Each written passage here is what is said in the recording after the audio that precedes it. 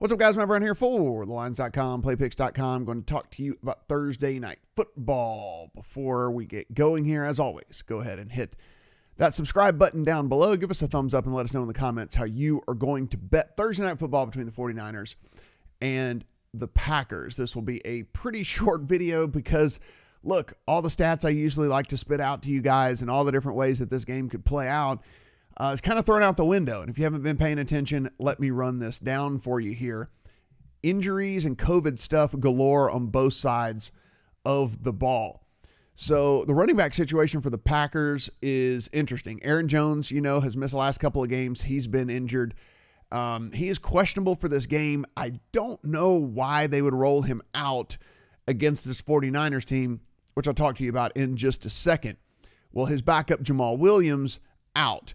Contact tracing because the other backup, A.J. Dillon, got COVID. So all three of the running backs that were basically the guys that were getting any reps whatsoever for this Packers team could be out, which leaves Tyler Ervin and Dexter Williams as the running backs for the Packers. They have a combined 15 carries between the two of them in the NFL. One thing that could be looking up, Alan Lazard is available to come off the IR for the Packers. They have until 4 o'clock Eastern to designate him to come off of IR. So we won't know, but could be some good news for them. But like I said, the real issue here is the 49ers. COVID stuff all over the place to go along with bad injuries. So let's just talk the regular injury news. Jimmy Garoppolo, George Kittle. If you're watching the game last week, you saw both of them leave, both of them out. George Kittle is actually going to be out about 8 weeks, and they did move Jimmy Garoppolo to the IR. So both of those guys out long term. Tevin Coleman got hurt in that game as well, and then he goes out. Then we get the news that we have positive COVID tests on the 49ers as well, which will sideline for this game Deebo Samuel, Kendrick Bourne, Brandon Ayuk, Trent Williams, all three starting wide receivers, and an offensive tackle. So now you are down your starting quarterback, your starting tight end, all three starting wide receivers, and your starting offensive tackle for this game. Good luck when it comes to everything. This Packers defense, had this been a full strength team, could actually be something that someone could kind of go after. And here's the full written breakdown over at the lines if you guys want to come over here and read what's going on. But we can take a look and see right now what's gone on with this thing. And it has moved all the way to 7.5. So, guys, full disclosure, I have this thing in my account at 2.5. So I was watching the 49ers game. I saw the injury to Garoppolo. I saw the injury to Kittle. And then this line opened at 2.5. And I was like, I don't understand why they're opening this thing at 2.5. So I went ahead and took a piece of the Packers at under a field goal. Well, the official news comes out about Garoppolo, Kittle. They pull it off the board, comes back up, and they put it up at 3.5. Well, people thought that was still short as well. It starts getting bet and bet and bet. And you can actually do this over at DraftKings where you can follow along with how the line went. And you can see down here 2.5, and then bam, 4.5, 5.5, 6. And you can just see how this thing started to climb, and has already climbed all the way to where we are at 7.5 right now. So, this line just absolutely rocketed over the last 4 days. But we're sitting at 7.5 right now at DraftKings. You can get an expensive 7 over here at FanDuel. You can see that's juiced to -128. Over here on William Hill, it has gone to 7.5 as well, and might be on its way to 8. As you can see, that 7.5 is juiced over here on William Hill. So 48.5 is your total at DraftKings, 48.5 your total at FanDuel, and 48.5 your total there. This has ticked down as well from 49.5. The thinking here being 49ers really can't do their end to put some points on the board. We're talking Nick Mullins is going to be starting, and they're going to have like Richie James and Trent Taylor, and they're going to have to call up a couple of practice squad guys to play wide receiver for them because they have nobody else. They don't have any bodies. The Packers offense has been great. If we take a look at this, the pass offense, 4th ranked overall, DVOA run offense has been 9th overall. But again, we talked about the running back situation for them. Yards per play, 6.2, which is 6th overall in the NFL. Davante Adams has been absolutely amazing. The 49ers defense has actually been pretty good despite the fact they've had some major injuries. We're talking about a rush defense that's been, really, really good so far. I mean, rush defense, 7th overall DVOA and 5th overall by Pro Football Focus. The problem here is the pass defense is down, way more kind of in the middle of the pack to the bottom half. So the pass defense, 17th DVOA. Their pass rush is down to 19th. Of course, Bosa is gone on the defensive side of the ball for the season for them.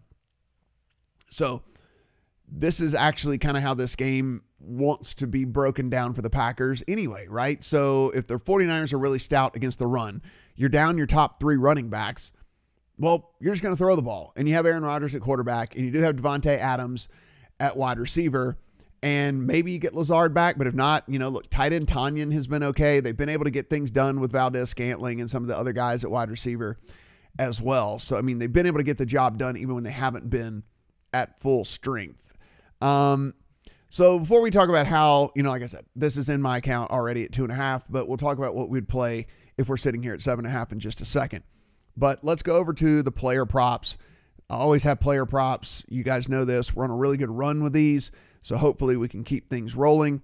First and foremost, receiving yards, I'm on the over, and this has gotten juiced since I got this thing. So on the over, McKinnon, 21.5. Can we find a better number somewhere else? Would be it's all the way up at 27.5 over here on FanDuel. So you can see that seems to be a bet that people are gravitating towards as well right now. And the reason that I say that is because we're talking about a quarterback in Mullins who has played a little bit, right? I mean, this isn't a guy just completely coming off the bench. I mean, this guy does have some playing experience. So you think that he, since he's had that a little bit of familiarity with Jerick McKinnon as well, and maybe we're going to be able to get, some dump off passes, some underneath stuff, just some check downs, some of all that. Receiving's all the way up to 25.5 over here on William Hill. So you can see that. So the best number is still here. It's just juiced. It's still juiced at 150. Just depends on what your bankroll can handle. But I think McKinnon probably a pretty big part of the pass offense tonight. So really like him at over 21.5. The other thing is the over on use check, and it's essentially the exact same theory, right? Check downs, no familiarity with the wide receiving core or whatsoever. Take what the defense gives you. You really only need 1 catch maybe to get there. 2 tops get you there with the use check as well. So I like the over on both McKinnon and use check.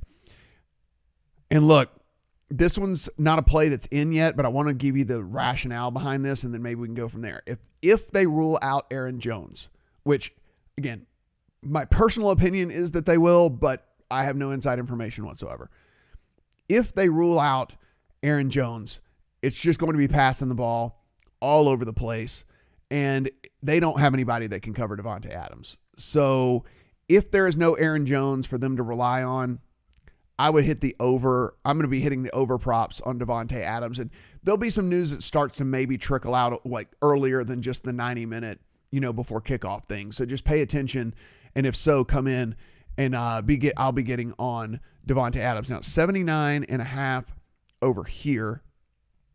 Davante Adams at FanDuel. So it's 83.5. So 79.5 is definitely your best number on him. Davante Adams receiving yards. So 78.5 is over here at William Hill, actually. So you can get a better yard right over here at William Hill. So 78.5 over here at William Hill. I'll be looking to take the over on Davante Adams. And again, that news on Aaron Jones should come out a little bit earlier. I mean, they're gonna let us know whether he's gonna play or not. So I'm feeling pretty confident about that. So this is one I really loved, but it's been juiced to hell and back already. So it really depends on what your tolerance is. I told you, I think McKinnon was going to be a big part of the pass game. I got the over here. I didn't have to pay $190. It looks like you're going to have to pay $190. So maybe we would be able to find some better numbers here. Let's see. Total receptions, not on here at FanDuel. So we're not going to be able to get that on FanDuel. Can we come over here and maybe find total receptions for Jerick McKinnon? There's rushing yards at 27.5. There's rushing and receiving at 56.5 for McKinnon. Rush attempts for McKinnon and receptions. So this has already gone to 3.5. So the 2.5 is gone, and they've moved it all the way to 3.5. So I guess I can't really make that recommendation to you guys anymore, but I do like McKinnon over on receptions as well because it fits the narrative like I'm talking about of him being a part of the pass game as the safety blanket, dump off, underneath stuff, familiarity with Mullins, all kinds of things like that. So definitely really wish that one wasn't juiced all the way to 190 at this point because I would love for y'all to be able to get that in your account. As far as the game line itself, so again, there's an expensive 7, as we said over here. Oh, it's moved to 7.5. So as we've been sitting here, it went ahead and got off that 7 and moved to 7.5. So 7.5 across the board now is what you're going to have to pay on this game. No shock whatsoever, right? I mean, y'all, all the injuries on the 49ers side of the ball, you know where that was going to go. So I would strongly advise opening a teaser leg on the week with the Packers. Now, as far as same game, I don't know if I'll necessarily do that because with it being the luxury of Thursday, you have the whole rest of the slate that you can pair this 49ers. So you can just open it up tonight, take this 7.5 down to a 1.5, and then pair it up with whatever your favorite other teaser leg of the week is for the NFL. I know there's that we want instant gratification. We want to make the bet tonight and get it in our accounts tonight. But this is just such a good opportunity right here to take this Packers team down to a 1.5 where they will still have Aaron Rodgers and Devontae Adams out there. You know, that is the big key here as to where the 49ers have a backup at nearly every single skill position that's going to be going, and including on the offensive line as well, which should help out this 49ers defense, maybe even, help out this Packers defense as well. So really love taking the 7.5 down to a 1.5 and then pairing it up with whatever your second half, whatever, leg of the teaser you want to pair it up with out of all the rest of the games for the rest of the week. So super high on that. I will have a lot of liability running into that for sure. So just know I'll be there with you on this one. No real thought on the total because mainly I don't know what we're going to get from this 49ers offense. The thought would be that it would be very bad. So your initial lean would be to the under. But could it be so bad that the Packers get such an incredible lead that maybe the entire fourth quarter, or at least the majority of the fourth quarter, is played under, soft defensive situation for the Packers, right? Like they're just playing a bunch of soft coverage because they're already up 17, 20, 21 points, whatever it might be. So that's my only concern with playing the under in this is how much garbage time do the 49ers get here? And then doesn't matter what the receiver is. If Mullins doesn't have to worry about him getting covered tightly, he can move the ball down the field. They might be able to score a garbage time touchdown or 2 or whatever it might be. So that's my only reservation about playing the under. But again, if I were playing the total, I would be on the under in this situation. I just don't know how this, even against a pretty bad defense for the Packers, I just don't know what kind of success this 49ers team is going to be able to have with all of those pieces missing for them as well. So guys, full written breakdown over here as well on this game. So be sure and head to the lines and do that. If you need an account at any of these places, you saw the differences in the numbers, right? So that's the one thing you do. Come click on your state and be sure and get the very best offer. If you're in Pennsylvania, you can see, there's free bets, there's match bets, there's risk-free bets, all the stuff like that. So we want to be sure and take advantage of all that. But your state's listed, just click on it and go from there. By the way, welcome to the party, Tennessee. I know you guys are here as well. So congrats on being in the new legalized market as well. Guys, go ahead and hit that subscribe button. Give us a thumbs up and let us know in the comment section how you are going to be playing Thursday night football. Good luck on all your bets.